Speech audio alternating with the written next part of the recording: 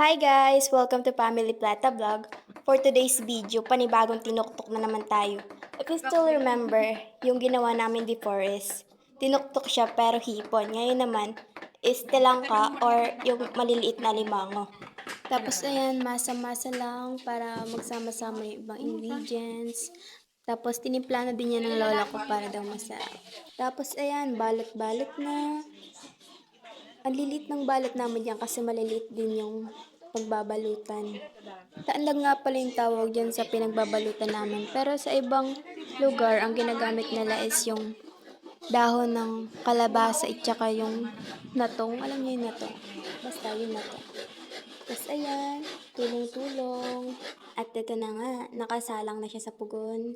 So, kahoy yung sinalangan namin para madali siyang maluto. And this is the final look. Tinoktok na talangka. And that's all for today's video. Thank you!